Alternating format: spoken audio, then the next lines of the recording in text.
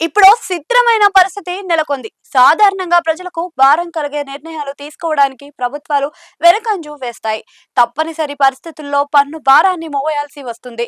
ఒకటికి 4 సార్లు ఆలోచించే పరిస్థితి. అందుకు భిన్నంగా పెట్రోల్, డీజిల్ ధరలు పెంపు ఈ వేళలో సామాన్యుడి జోబుకి భారీగా చిల్లుపడే దుస్థితి. అందుకు ప్రతిగా దేశంలో మారే రాష్ట్రాలలోని లేని విధంగా రెండు తెలుగు రాష్ట్రాల్లోని రాష్ట్ర ప్రభుత్వాలకు కాసుల వర్షం కురిసే పరిస్థితి. సామాన్యుడి మీద భారం, రాష్ట్ర ఖజానాకు కాసుల గలగలలు. ఎందుకిలా అన్నది ఒక ప్రశ్న. అయితే అంతవరకు పెరుగుతున్న ఇంధన ధరల వేళ తనకు అదనంగా సమకూరే పన్ను ఆదాయాన్ని ప్రజలకు తెలుగు రాష్ట్రాల ప్రభుత్వాలు ఎందుకు బదిలీ చేయవు అన్నది ప్రశ్న. అర్థం కాలేదు కదా?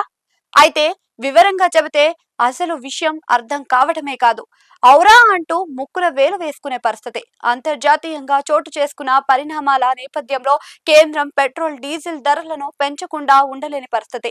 అప్పటికి 4 రాష్ట్రాల్లో జరిగిన అసెంబ్లీ ఎన్నికల నేపథ్యంలో ధరల్ని పెంచకుండా జాగ్రత్తలు తీసుకుంది.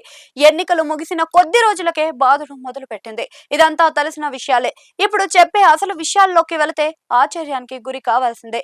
రెండు తెలుగు రాష్ట్రాల్లోని అమల్లో ఉన్న విలువ ఆధారిత పన్ను విధానమే మిగిలిన వస్తు సేవల మీద కూడా జీఎస్టీ విధానం అమల్లో ఉంటే పెట్రోల్, డీజిల్ మీద మాత్రం వ్యాట్ విధానంలో పన్ను వేస్తున్నారు.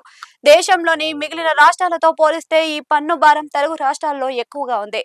దీంతో పెట్రోల్, డీజిల్ అమ్మకాల ద్వారా రాష్ట్రానికి వచ్చే ఆదాయం జాబితాల్లో రెండు తెలుగు రాష్ట్రాలు ముందుంటాయి. ఈ కారణంగా కేంద్రం ధరలు పెంచిన ప్రతిసారి సామాన్య ప్రజల మీద భారంగానే మారింది. తెలుగు రాష్ట్రాల ఖజానాకు మాత్రం అదనంగా పన్ను ఆదాయం లభించే పరిస్థితి.